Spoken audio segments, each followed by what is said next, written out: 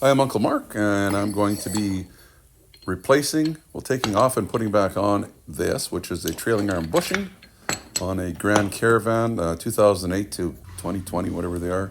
Should all be the same. Little tough to do, I'm not going to kid you. I'll just show you here how you can tell if they are wore out or not. Now on this one, that's the bushing right there, you grab this trailing arm, which goes to your wheels, and you can see I can actually move it with my hand. But there's another way. If you look up on the right hand corner there'll be a link to another way you can do it to make sure that yours is wore out. If one's wore out, they're probably both wore out. You'll notice where I'm jacking here. I'm actually jacking the back a little bit because I don't want to bump the front of the vehicle, and I don't want to be in the way of that because that's going to have to come down quite a ways. Don't want it to hit your jack. So after I took my tire off, actually I've just got it jacked up enough that the wheel won't spin so I can loosen them. And now I can get them off. You know how to take a wheel off, hopefully. So once I got these out of the way, got the tire off, moved it out of the way safely, put a jack stand, not under here. I'm going to put another jack under here. You need 2 jacks, floor jacks. We'll do it. Should have a jack stand somewhere else under the van, just in case. These bolts are 18 millimeter bolts, the front and the back. Then on the front here where the bushing is, I believe that's a 19 millimeter. So I'm going to spray them with some anti-seize, penetrating oil kind of thing. And it looks like I'm going to use 19 millimeter and a 3/4, probably because I don't have 2 19 millimeter wrenches kicking around. I've had these off before, so it's going to look like it was easy to do. And here's a video of me taking the shocks off in the top right-hand corner. Click on that card, and you'll see why this time it was easy. The first time, wow. So this came off, and then I had to tap this bolt out because there was a washer there too. With a screwdriver, and that came out okay. The original time I tried taking it out, that was not coming out. But if you want to see fun, watch the video. So the bottom is loose here now, and we just need to worry about this bolt here. Looks like 21 millimeter nut. I'm using a hammer to try and move it a little bit. Of course, well, on the back is the bolts as well, and that'll start moving once you start freeing this side up. So if you can get something in the back there and hold that from turning, and get this one on here. And for some reason, why am I having so much trouble getting it on? Huh? And I thought, well, you know, there's no room for a socket on the front side because it's so close to the body or the rocker panel. Figure I'll put a socket and a bar on the back, and here I'm going to use a, what do they call this thing? I was going to say a spanner. I was just thinking, you know, the British. It's actually a crescent wrench here. Monkey wrench, I guess, if it's not really made by Crescent. And I needed a little extra oomph there. So I put 2 wrenches together. I guess I probably shouldn't suggest it, but you want to be careful. Now, as you can see, I'm working at it. And I think the crescent wrench is actually touching the floor, and that's why it's not moving. We'll look at this again. And of course, I have to work at it. If you want, you know, if you're finding this helpful, maybe subscribe if you haven't already, because lots of videos on this Grand Caravan and a whole bunch of other vans too. Since this van, this was a 2010, we sold it, but I've just bought a 2014 to replace it with. And that may be a whole bunch of interesting videos for that. Now, this bolt's kind of in the way, as you can see. I don't know why it had to just be that height, but I guess when they're putting it together. So I'm going to have to tap it on an angle here, and was able to get it to come out so far. And then I think the trailing arm was pushing against the bolt a little bit. So a little bit of jacking. I'm going to use a ball jack here. Try and jack it up a little bit. So it's nice if you have a few extra jacks, or you can borrow some. This way I was able to release some pressure on it. It's still fighting me. Hey, how about some thumbs up? That wouldn't hurt as well. It'll help me get this bolt out, won't it? Show you from the backside some of the fighting I'm having. I'm going to actually try and pry a little bit. As part of my jack here, just to tilt the trailing arm a little bit. I'm not really sure what it's snagging on. Not much room back there too, but I ended up just turning it. I loosened as much as I could the trailing arm pressure, and I just turned the bolt out. It seemed to be the easiest. Hopefully I'm not wrecking the thread on the bolt. And I don't think I did. Well, there's not much room there, is there? I was worried. Anyway, it did eventually come out. That's a long bolt. There we go. That's what it looks like. So you can do it too. Now I'm going to have to drop this down with the jack. And look at that. I need it way down here. A little bit of fun trying to get it lower. So I thought, how am I going to do this now? Because I need it kind of jacked a little bit in the back. So what I decided to do, I'm hoping this hose is not going to be tensioned too much. Don't want to drop it too far. I might have to undo that. I think that's what we're going to do. But I'm going to have to take this brake cable off too, or at least free it up a little bit. 13 millimeter wrench looks like what the factory bolt was in here. I'm going to loosen them. These are the bolts holding the caliper on. I'm just going to pop that out. You're probably going to have to do this too. I can't see why you're not going to. And I want to hang that somewhere. Now there's this little tang here, metal piece, that I need to pull up to get this cable out, or just free it up a little bit. I'm not going to take it off. I just want to free it up a little bit. Because the way it's sitting in there, it kind of makes it short. If it could flop around there, it would be able to move a little more. You'll see when you start poking around. So I got that out. It should be good there. Now, I'm worried about all these hoses here. These hoses and wires for your ABS, anti-lock. So I'm going to use a bungee cord and I'm going to tie the caliper up. I do have some little caliper hangers, metal ones, but I don't know why I'm not using them here. It probably was easier. Maybe they were too long. So I'm going to use a bungee cord. I guess you could use some string or something too. And that'll hold it up there, and then we can let this wheel down just a little bit more. That's the plan. Oh, one more thing. And this is the door panel tool I'm using. You see this in just about all my videos. It comes so handy. There, now that won't be any stress on that either. ABS wire. Back under here, do we have enough room? Need that to come down quite a bit. So I thought, well, I'll poke it, pull it, whatever. Just needs to come down a little. So I take my bottle jack, I'm going to stick it in here. I guess we're going to need a bottle jack to do this too. And I'm going to pump it up and push that down, which I did. This tool, I had a buddy make it for me. I'll give you some measurement specs there a little later on. I would have actually bought the actual tool if I could guarantee that there was the right tool. When everybody's got, ones that'll fit everything. Will it fit this? I don't know. Like I say, the top right-hand corner should have that information. At least a little video on what the measurements were in case you want to make one, or if you can find a set somewhere and you can get those measurements, make sure that they're right. This is how it's going to fit on. So basically, we're going to take this nut and tighten it, and it's going to pull what I have on the backside, which is going to pull the bushing into this big silver can that we have on this side, if that makes sense. What I found is, I don't know where my buddy got this bolt, but he's a welder, so this is like real thread on it. I had to fiddle around and use a different bolt. I was just trying to get a little more room there or something, and I stripped the threads. Now this one, you could refund it all day, and it won't strip. So whatever grade that is, it's a good bolt anyway. Don't chance out. On the back side, I'm going to spray it here because, as you can see, there's a lip, and this whole bushing goes in through that lip. And of course, it's got rust and everything on it. I guess maybe if I could have wire wheeled it a little bit, that would have helped. That is going to go inside and through the other side like that, if that makes sense. Really hard to see where I'm spraying. You can see though what we need to spray. I'm just hoping that it'll give it a little bit of slipperiness. I took that part off. I stuck this bolt in again, fiddled around. You can see how it goes in from the back. It's just small enough to push it out, or big enough, but small enough to fit through the hole. So it's a struggle. you're going to work pretty hard at it.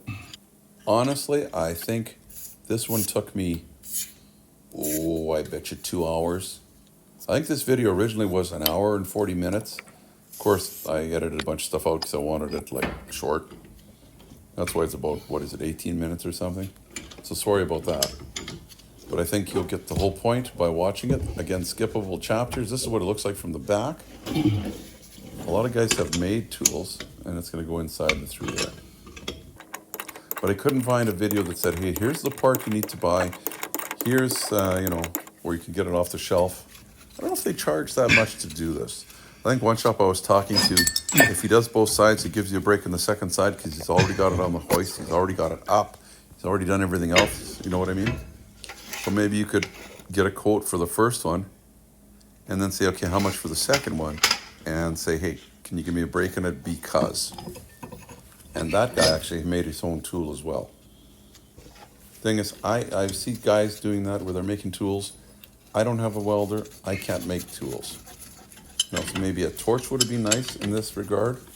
I was thinking after, maybe a guy should have used like one of those little propane torches you'd use for doing plumbing. But get one of the yellow MAP gas bottles because they run a little hotter. And I could have maybe heated it up really well. I think if I do this again, that's what I will try. As some people in the comments are going to mention, heat is your friend as long as you don't blow something up. There's a gas tank in behind it. That's what big black thing is in the background there. So, well, I ended up trying to tap it too to loosen it a little bit. And of course, not much room there. And you can't get a really good swing at it.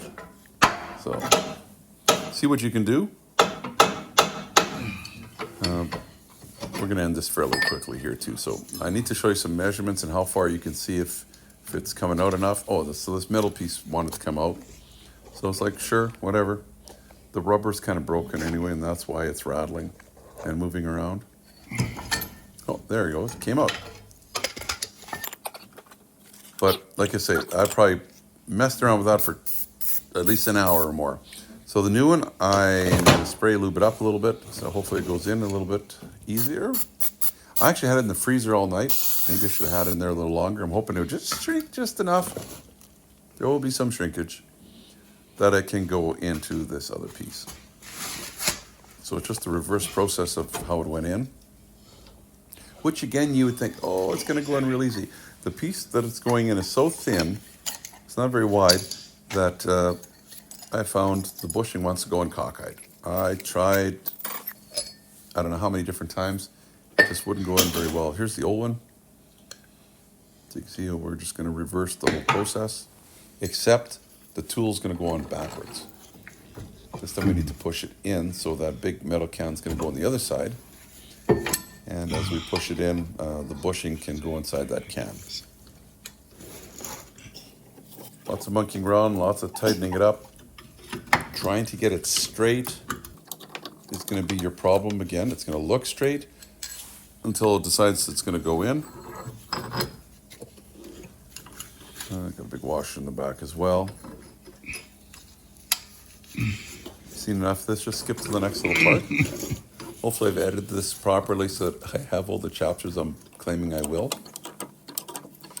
If you missed or could see there should be an extra chapter on something, put it in the comments. I can easily add another chapter. So it wasn't going in straight, so I pounded it out, try and put it back in again. You know the process. I'll put a little bit of lube on there too, because this nut is really working hard against the threads. Spray this too. Hopefully a little bit lube will help it go in properly. Yeah. And then we tighten it again. Just about done here. We'll try and speed this up a little by use the hammer to try and knock it a little more straight. Kind of hard to see. If the walls of the hole that it's going in were quite a bit deeper, this would just go in straight. But I don't know if it's like half an inch.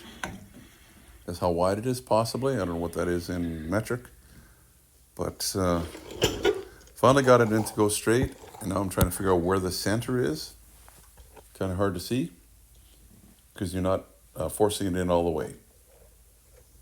So that's why I'm referring with the old one to where it goes. Plus, it's got to be able to fit in between these places as well. Plus, the trailing arm can kind of move in and out a little bit towards you or inside. So, yeah, sped it up, jacked it up, and I think this is where it needs to go. Yeah, sweet. This is my bottle jack again. Trying to line up the holes so I can get the bolt in the back. On the home stretch, but lots of fiddling here again. Because you got this arm that's deciding, no, it doesn't like where you are. Tried whacking it a little bit with this 3-pound hammer or whatever this thing weighs. Just to get it to sit a little better. Then I tried pushing against the frame a little bit to move the trailing arm up and down. Maybe an extra set of hands will help. You know, this would be really easy if this was on a hoist, or maybe not really easy, but a lot easier, because you'd have a lot of arm room to pry and pull, and you could have an extra set of hands and arms, and hopefully a whole body.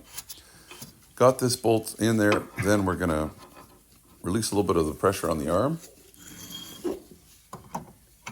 and start tightening it up. There's a torque spec. I don't know if you're going to bother with that or not. I just made it pretty tight. What they wanted you to do is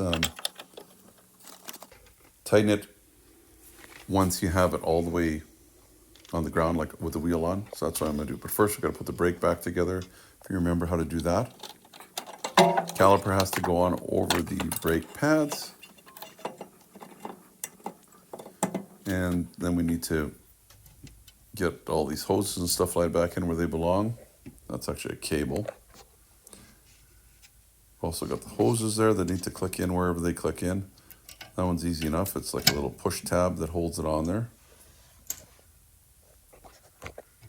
What else we got going on here? Push this caliper in. And then the sliding pins need to go inside so we can get the little bolts back on there. Just thinking if I can get this, lots of hitting of it. Top bolt will probably work out better if I can line that up, get it in there. Then we just can swing the bottom one in. That's what I did. Tried to push the pin in a little bit. Might have been a good time to lube them up, but I had done brakes a little while ago. So those pins, I had them apart and lubed them up. Top right hand corner, I'll put a link to a video of me lubing them up there. It'll be the whole brake video. 13mm wrench is what I used again to tighten these up. I believe that's the factory one, unless I've replaced these pins. Sometimes if you don't get them from Dodge, they might be 14s. And I believe the torque spec on them is 26 foot-pounds. You might have to, they may want to spin the pins, so you might have to put another wrench on where I was just showing you there. The flashing yellow arrow that was on. You can always reverse that seal again if you want. Now, what do we got here? Oh yeah, we got to put the shock bolt back in here and nut. So I'm going to drop it down a little bit to get it to line up. And it doesn't seem to want to line up. Plus, of course, the shock is under tension too. A little bit of, darn. Yeah, knew that was going to happen. It's got a little bit of pressure in it too, gas filled. So I guess I'm going to have to drop the trailing arm or the whole thing down a little bit. Try and get them to line up. This is where two people would help a little bit, as long as the other person is going as slow as you need to. Just a little more. Hopefully that'll do it. And I think that's too far. Well, maybe. We'll try it there. After a little bit of wiggling around, which would be easier with two people, get a buddy to help, or a buddyette, or something like that. Put these back in. Use my two wrenches. Of course, there's a torque spec on this. Now, if you're looking, these two are not factory. I had broke them off. 55 foot-pounds is, I guess, what the spec is on it. When I did shocks way back, they were rusted on there. Remove my jack stand from under the wheel. Of course, there's a jack stand still on the body yet. Put my wheel back on. I'm actually going to clean the rotors just because I've touched them with my hands a couple times. I'm sure there was some grease on them, so I'm going to try and do the front and the back a little bit, just to be sure that my brakes work fine. Get the bolts or the lug nuts back on. I'm going to just kind of snug them up a little bit. And just going to let the van down just enough that the wheel stops turning. And I'm going to torque them. 110 foot-pounds is what I like to do them. I think the spec might be 100, but I always do 110 crisscross pattern, or every second one, I guess, on a 5-bolt pattern. And check them then later on. Now this, we still have to tighten this right up. The torque spec's 129 foot-pounds. They want you to do it while the van is on the ground, just like we showed you. And that's 128. It was close enough, right? And it's done. Hopefully it helped. Well, it's done. Would I pay somebody else to do it? Maybe, depending on how I was feeling at the time. It was tough. I think I would really recommend using some heat on it. Of course, if you spray penetrating oil that's flammable on there, you're going to want to be really careful, aren't you? Have some kind of way to put fire out. Plus, you've got a gas tank right there, so be really careful. Anyway, it's done. If you want to see more videos on the Grand Caravan, right here, the blue circle just above it, you see the flashing yellow arrow. It's pointing to a card way up there, bring you to specific repair playlists for the Grand Caravan. Until next time, I'm Uncle Mark saying thanks for watching. Hopefully you learned something. Hopefully it made you decide should you try it or not. Oh, one last thing. I will try and find the right tool that maybe you can use with that, but no promises right now. Bye-bye for now. No, sit here. Sit here.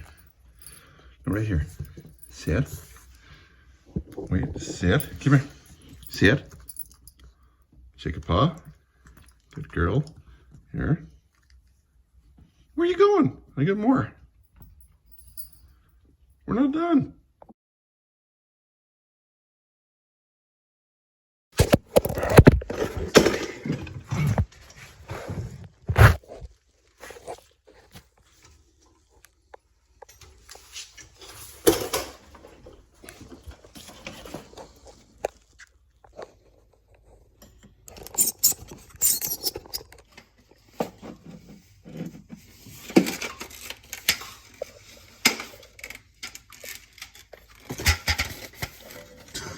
Come on.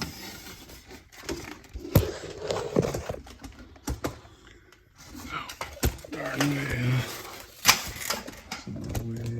Come on. You never know how tough this was to record. Well, you're seeing this now.